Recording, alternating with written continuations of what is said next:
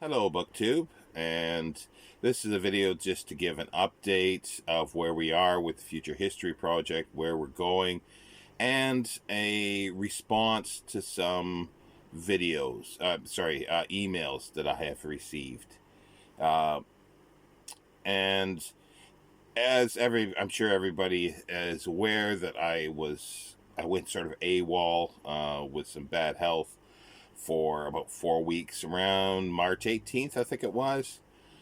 Just as we were going to enter week 12 with the second, um, the third and fourth book of the Robots in Time series.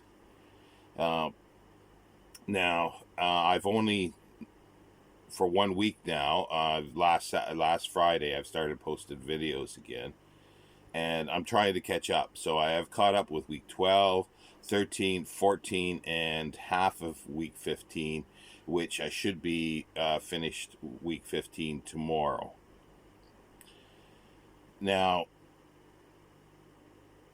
and then like officially we will be going into week 18, The Naked Sun, this coming week, and Mirror Image, the short story.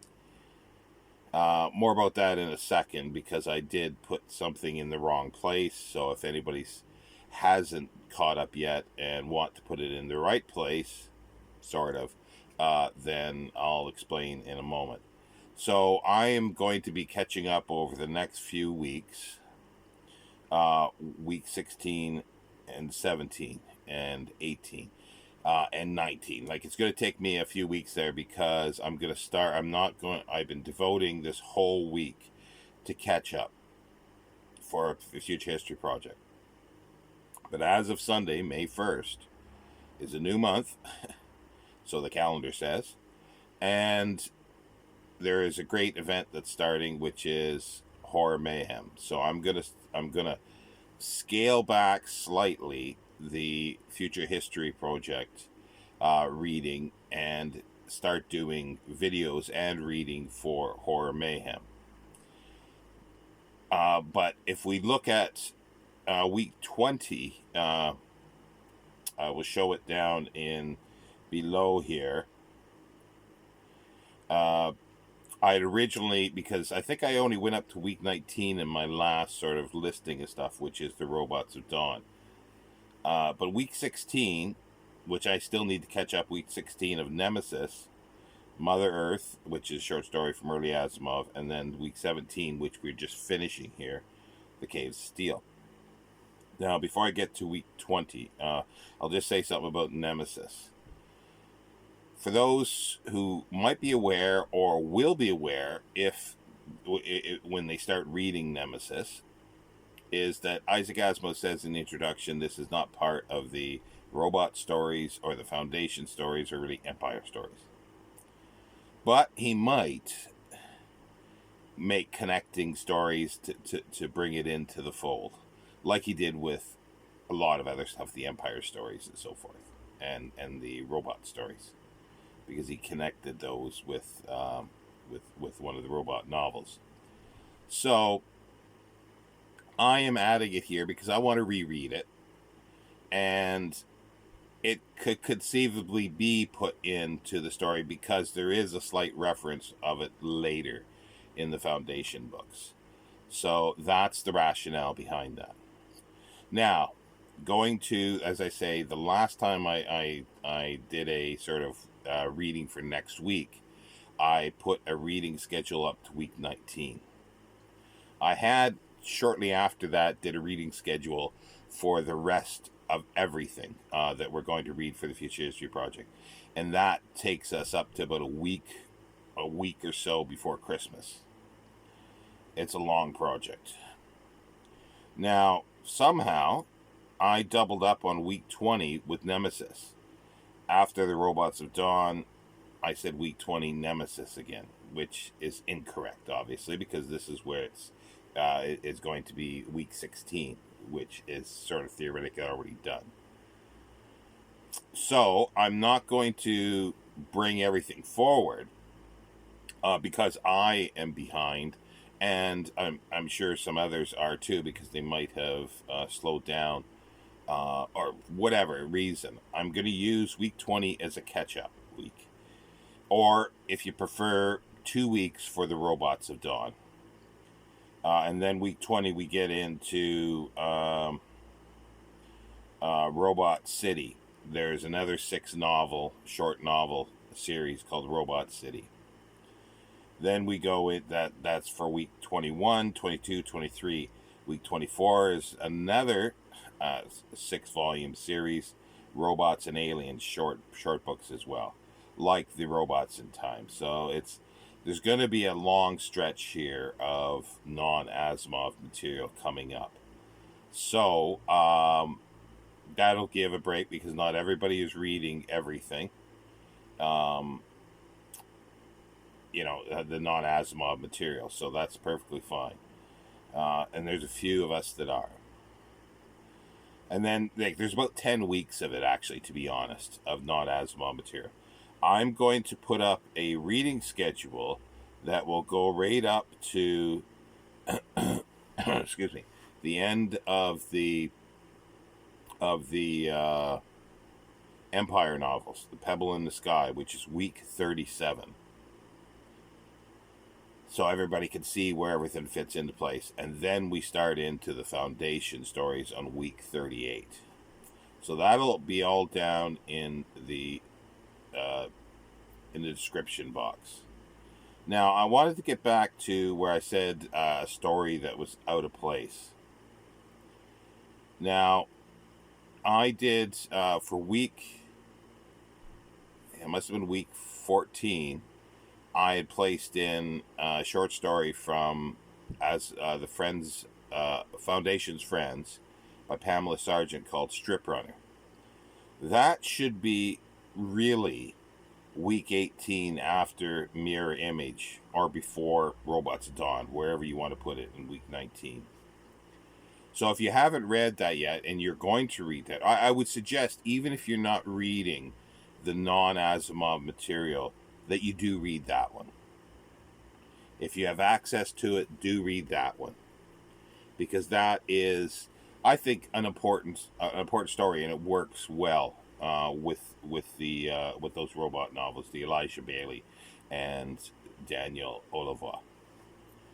So everything will be down the bottom. Now I've been because I've been flooding, obviously, my channel for the last week with every day at least one future history project video, some days two.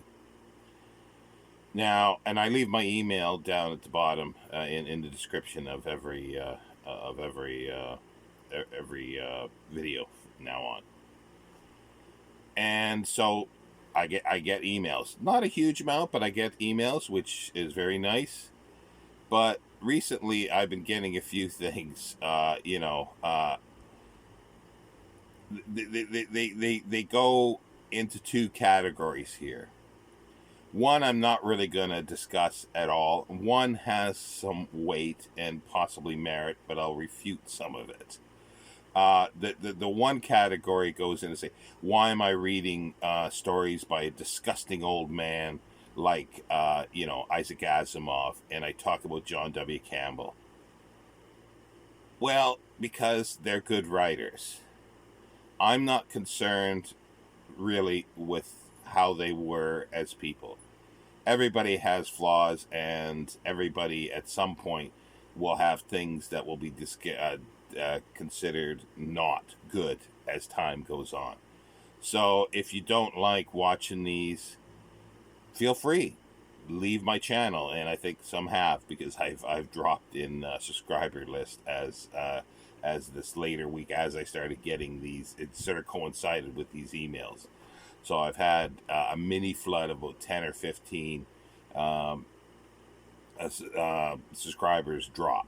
So that's fine if you don't want this material. All I can say is that I do apologize to the people that may not be interested in future history and want other material, but I'm going to start getting back into that next week. So that's a different issue. The other category of emails that I've been getting which aren't too many, but there was one that was quite substantial, which was it must have took a while for the person to write it. It basically, one comment was saying, I'm taking these stories too seriously. They're just stories. Yes, they're just stories, but I enjoy them, and I love picking them apart and seeing where they fit into an actual timeline, which Asimov never really thought of until way after the writing of them, and then trying to retrofit them in some ways, changing little things a little bit to fit a few in, or just ignoring everything but saying this is part of it. I enjoy looking at those things. And another one that's sort of said that the real long email said that I'm taking it too seriously, and that Asimov is not a very good writer. He's a hack writer, and his style is lazy, and he's not writing literature, and I'm talking as if he's writing literature. And they go into a whole bunch of details of why they think this. And for the most part, they're absolutely right that he does not write literature. Asimov never even said, like he said over and over and over again, he is not writing literature. He's not writing high literature. He's just writing what he calls just a plain, unadorned style to get the ideas across. And that's what I've said all the way through this. I don't think it's, Shakespeare, if you consider Shakespeare so the pinnacle of English language, and Asimov, they're not on the same level, regardless of whether you think Shakespeare is good or not. There's more technical skill in writing, obviously, in Shakespeare than in Asimov. Doesn't mean that one's better than the other, or to me one worse than the other. It just, they're different, and they provide different things for the reader. Now, Asimov, as I say, he his writing style is very matter of fact. It's to the point, and it is unadorned. There is no fluff in it. Like it's pared down to pretty good. I mean fluff, like in the sense of like say description of localities and stuff like this. He only puts any descriptions in where it matters for the plot or the story or the characters. Anything else to talk about, describing the smell of flowers as they're walking along an avenue or something like that, or let's look at the Powell and Donovan one, like with Runaround, where Speedy, I think it was, that had the conflict between the second and third law of robotics. Basically, there was no huge description of Mercury, and there was information at the end that he could have done some description. It would have probably wound up to be incorrect as time goes on, as more information got there, but all you need to know, it was hot and it was near the sun. For the story, that's all you need. And it just goes on like that. But then he will have fluff stories that are just tongue-in-cheek, and nothing. Let me see if I can find it. See if I can. Yeah, this is the Complete Robot here. If I can remember the ones here. Like Victory Unintentional. It's a funny story, but it has a reason to it. I'm trying to remember another. Oh, it's one of the Powell and Donovan stories. Yeah, the First Law. Silly story. About a robot, basically, that's that something that a law that trumps the first law for a robot is being the mother. It's a silly story told over, it was a Powell or Donovan in a bar, getting drunk and telling a tall tale. And it was a throwaway story, and he does this in a few other things as well that are funny little stories. Or even the very first story in here, some non-human robots. It's not. I don't think it's a throwaway story, but it's an example of something that's very short and, again, unadorned style, a boy's best friend. Now, and it's about a robot dog, as we read. That was the first story we read. It seemed to split the readers between, I didn't really care that much, and others that really liked it. Now, I think it's a great story, and the thing is, he doesn't go into too much detail because he's using a motif, a boy's best friend, a dog. You don't need to describe that. You don't need any big descriptions. It's a shortcut into emotions and feelings. It's a quick, easy shortcut, and he does that throughout most of his stories. He uses these shortcuts, either emotional wise or statements of even politics and things like that. Yes, American centric politics, but he was even though he was born in Russia, he was an American, so it goes to make sense that it is. And New York City, and just other things that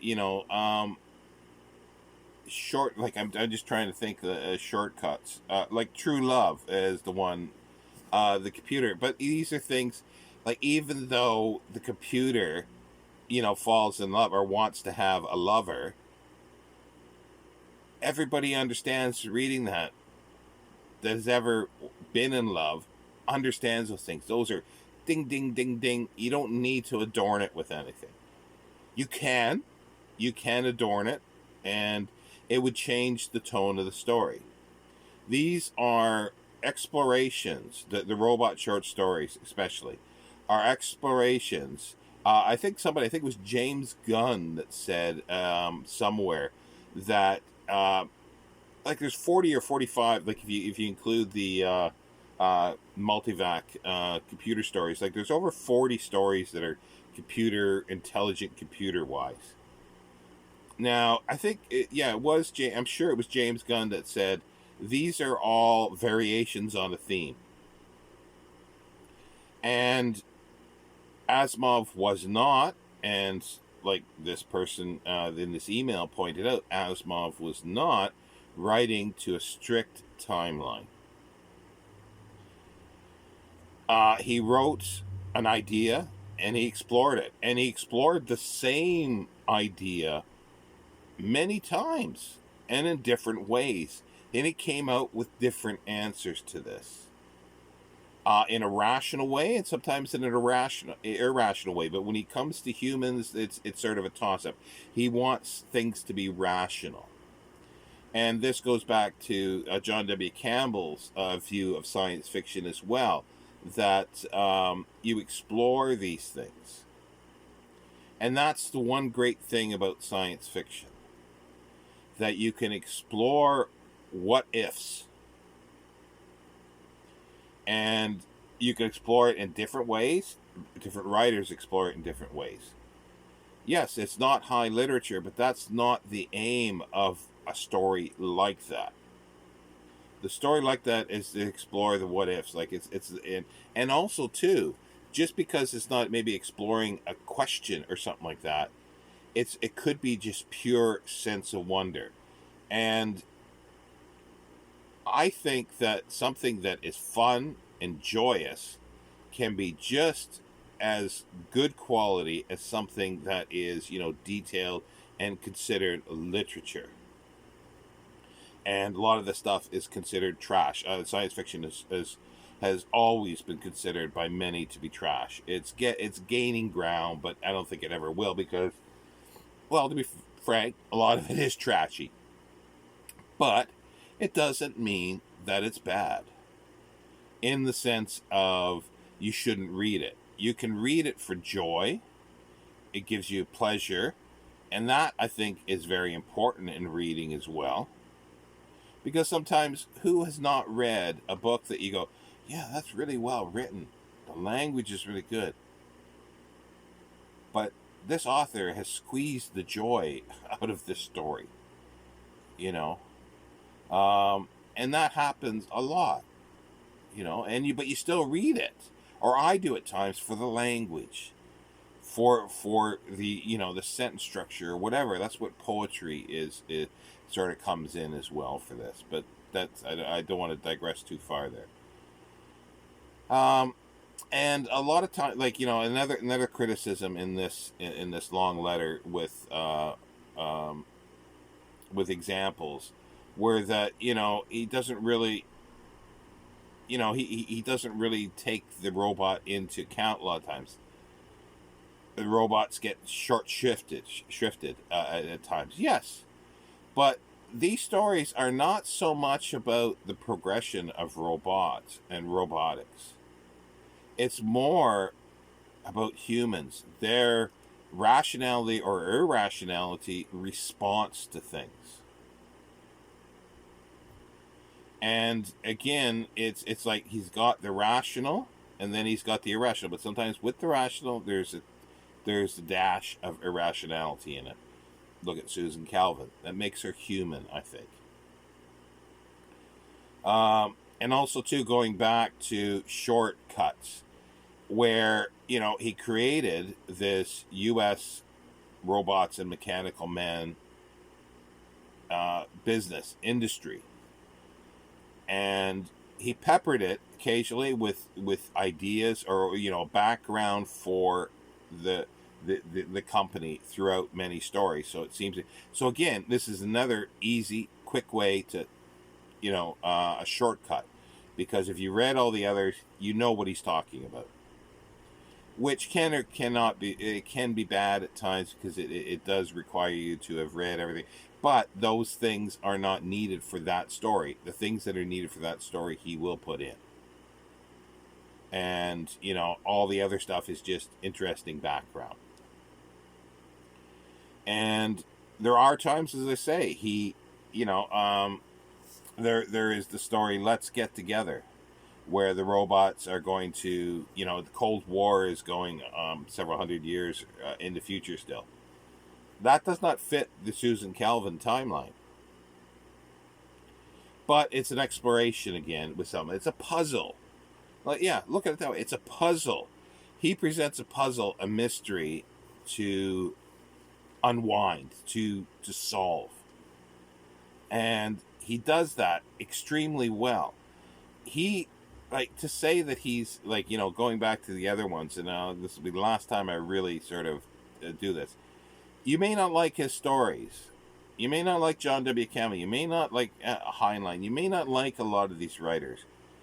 But they are important in the history of science fiction. You would not have any science fiction and a lot of stuff, TV, movies, today, without these people.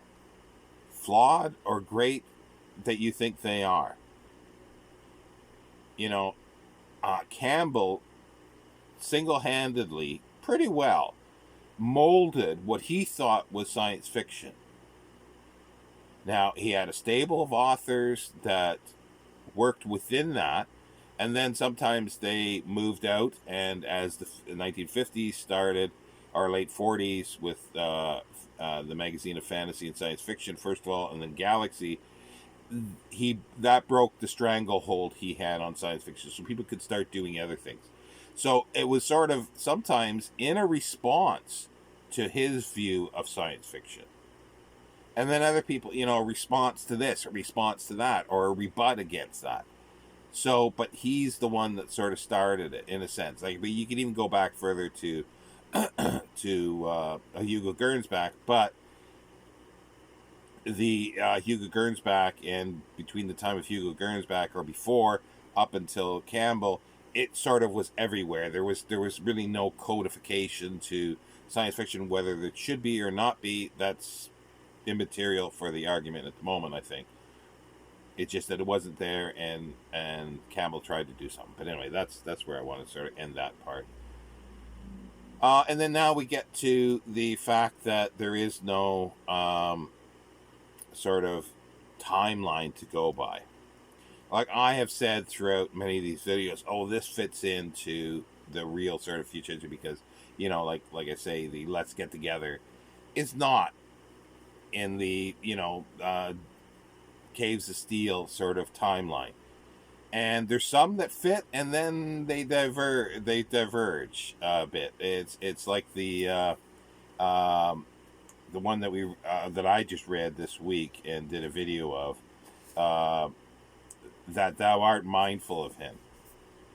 That there sort of, you know, like it's almost as if Asimov wrote himself into a corner. But, and then he just continued on. And then he wrote, you know, The Bicentennial Man after that, you know, chronologically. And it does fit a little well after, I think, or around the same time, actually.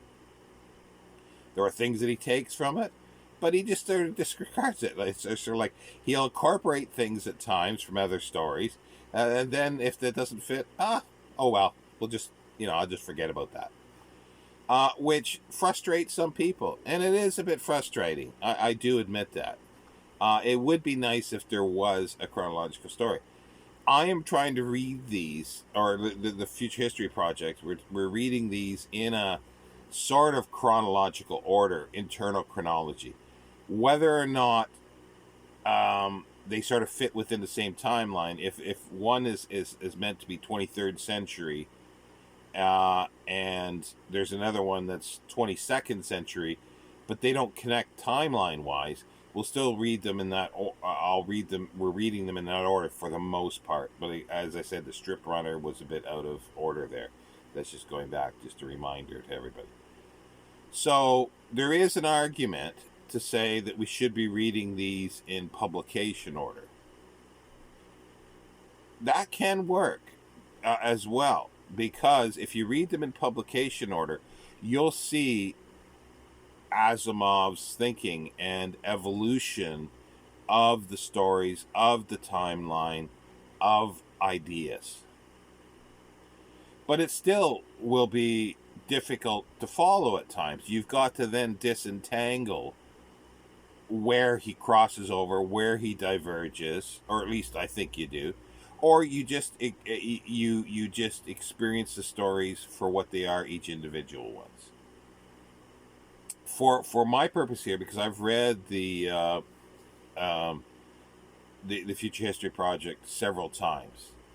Now, my read through this time, it is a personal thing, and that's what I've decided to do. It's my channel in a sense, is to read it and to try to make sense of a chronology, of a future history, you know, and pulling out, oh, okay, that really fits in here. That fits in nicely. The rest of it doesn't, or that really doesn't fit in with it. That's a tangent on to something else, but not a useless tangent, because the ideas or the puzzle that he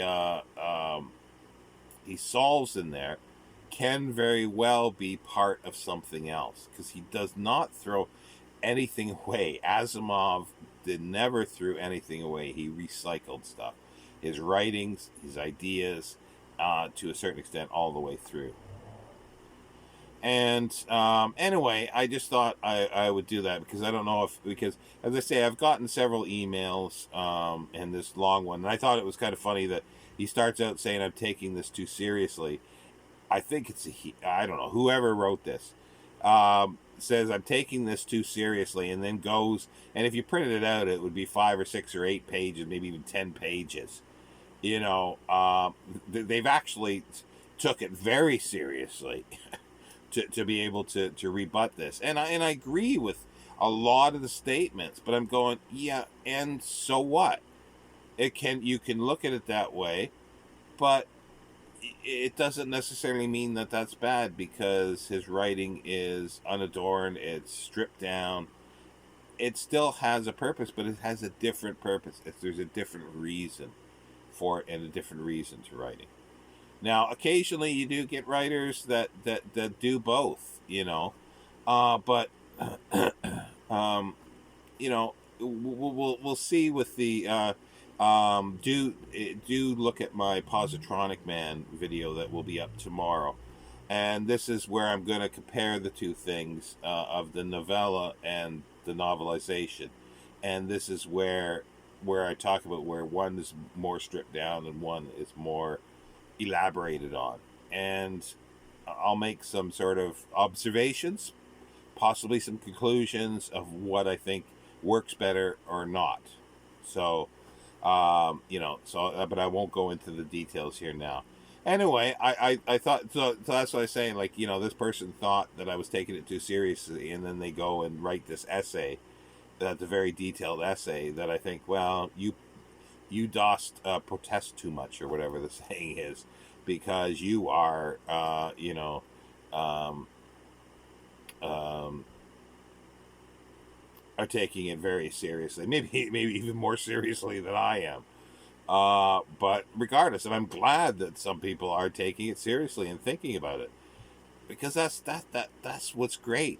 It's like, I find this fabulous that the people are taking these stories and thinking about them and disagreeing with me at times, and thinking about them and saying, "Oh no, that was rubbish," or "That was good. I didn't like that one because of X, Y, and Z." Thinking about it rather than just reading it as, like I say, reading for joy and pleasure is perfect, but sometimes it's fun. It's a fun exercise, like a parlor game to talk about, and that's what I look at this as, is to pull these apart, and I'm only doing it superficial level because I'm not going into his full style of everything. I'm not doing lit crit here in any way, or science fiction crit 101. It's just my thoughts on this, and bringing in, hopefully I'm going to start reading the critical material that's been written about Isaac Asimov, because I'm interested in that. But I want to make my own conclusions first, and then see what other people have said and say, I agree with that or I disagree with that. I go, ooh, I didn't notice that. And then I'll bring that to you as well. But anyway, I'll end it there. I've been going for over 30 minutes rambling on about this. But do look below, and for the reading schedule for the next however many weeks, 30 some weeks, until we get to or actually no, I guess it's 20 some weeks until we get to the Foundation stories. But anyway, any thoughts on any of this, do sound out or email me.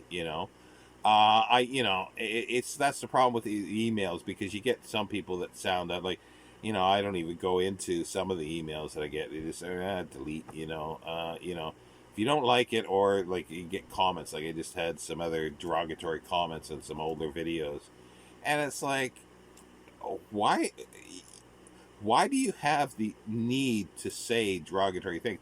Like, I don't mean disagreements. These are sort of insulting things. It's like, why do people have a need to do that, to insult someone? That I don't understand. I guess I'm a robot in that sense. I don't understand humanity in that respect. If you say something to disagree with them, that's fine. And lay out your reasons. Different matter. Anyway, I do look forward to hearing from you, and take care, BookTube.